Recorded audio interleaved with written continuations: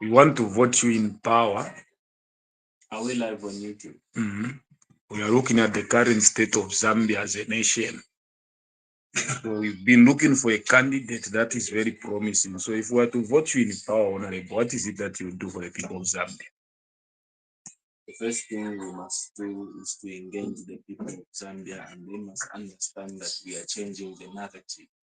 And the narrative we're talking about is the fact that people are the ones that are the authority of the nation and not just the leaders. So we want to incorporate all the people of Zambia. They must understand that it's their country and they must value it. That's the first step and that's the first goal. So our aim is not just to be in power, it is to be in power with the people.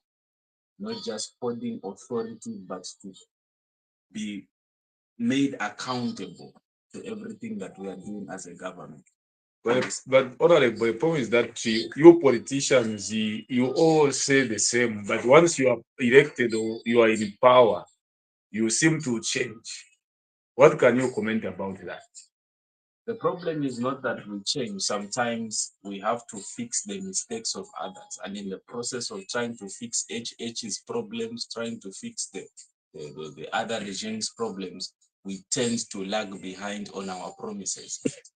We assure the people of Zambia that we are going to try our level best to stick to the promises. And one of the promises that we want to implement as a government is to make sure that power is restored in the country.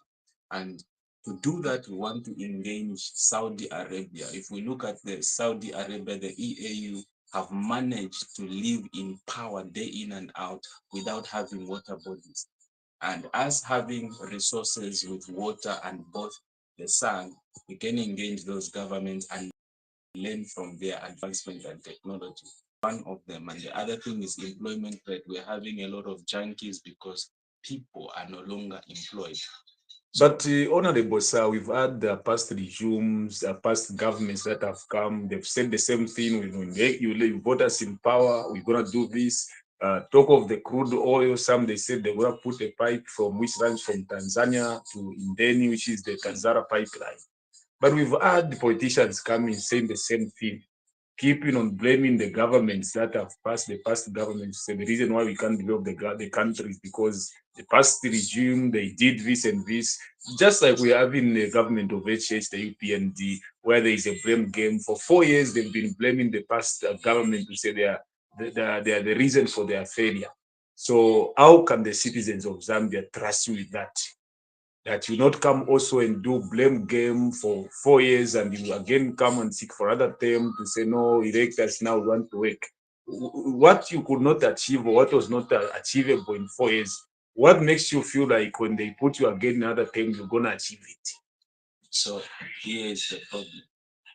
The problem, like I said, is not the promises. So when we come in power, what we are going to do is privatization, because a lot of companies were privatized and the government, no matter how they promise the people of Zambia employment, they cannot employ them because those companies, those industries are not in the hands of the government, are not in the hands of the Zambian people. But the problem is that, Honorable, all politicians, you are liars. We are not liars. No, you are all liars. We are here to change the narrative.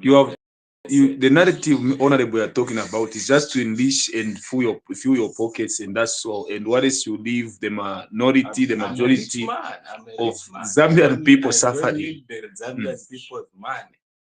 I am only